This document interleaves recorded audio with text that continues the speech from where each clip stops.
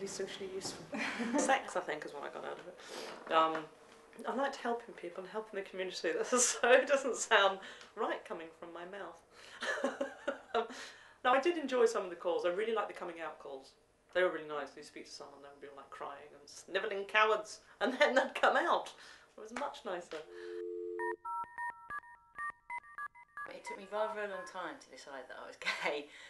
In fact, it took me 29 years, and it all came to a head this summer, really. And it was this whole weekend, and it all sort of kicked off. And I ended up in a situation where I was talking to this psychiatrist, and they kind of signposted me to lots of counselling services, and all the phone numbers that they gave me were for kind of sane lines, for like sort of mental health charities. And I didn't feel crazy, I just felt very upset. It wasn't about being crazy. And I had a phone number for Lesbian and Gay Switchboard. This guy answered, and he was just incredibly nice, because I was crying most of the time anyway, and I couldn't really stop crying, and that didn't matter. And he didn't ask me, my name. I didn't have to tell him anything about myself at all. It was completely anonymous. And he was fantastic, because he sounded really happy on the end of the phone, and I was sobbing, and he really didn't mind. And he told me that he hadn't been particularly glad to be gay, and that lots of people aren't, and that I didn't have to think that, I had to have a coming out party, and that I had to be fantastically happy about it, because it was cool not to be. And it was so lovely to hear somebody else who I knew must be gay, because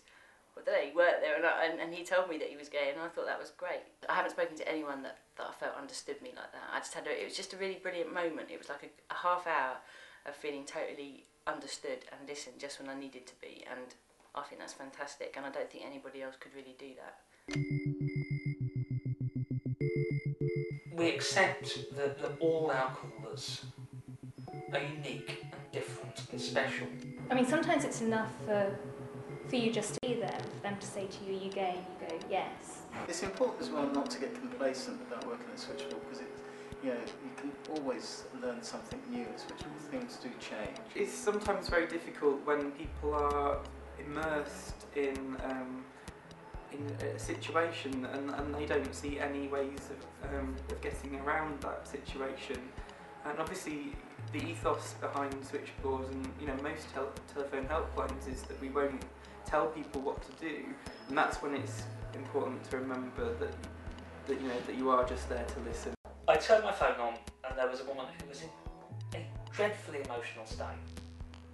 And you listen, you hear their account, you give them space. Even if that space is just to go sniffle, sniffle, sniffle, blub, blub, blub. That's all right, it's their time.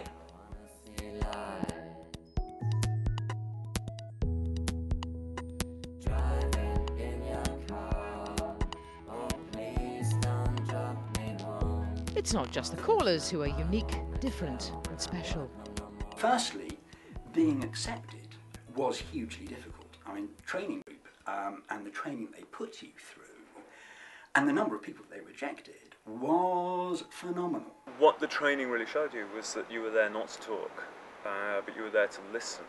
And that was probably the biggest thing to learn from a big chatterbox like me, that that actually you were there to hear what the other person had to say. You had to have an encyclopedic knowledge of the scene, and of course that made it even more difficult for lesbians, because most of them didn't have an encyclopedic knowledge of the gay men's scene. Men had to be able to talk about women's clubs and women's sexuality with as much confidence as they could muster. I remember refusing to believe in the existence of double-ended dildos. I didn't believe they existed at all. I remember writing a note to that effect in the logbook, which mortified me a few years later when I learned better. The lesbians would sit around with the gay men, finding out what the gay men did in bed, and would go, "Woo!" And then you do it the other way around, and all the gay men would be like, "You don't, do you?"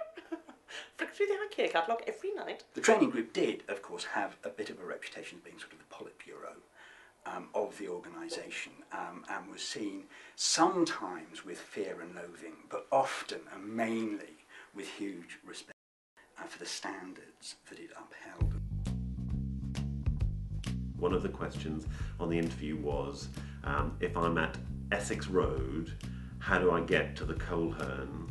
And the answer in those days, if you know your buses, is the number 19 will drop you off straight at the door. Personally, I always take a cab to the Coleherne. And speaking of self-indulgence... Wank calls are actually quite common, I think. They were more common than people let on. Sometimes it was really hard to tell whether someone was having a wank or if they had emphysema. I mean, we never consciously allow No. someone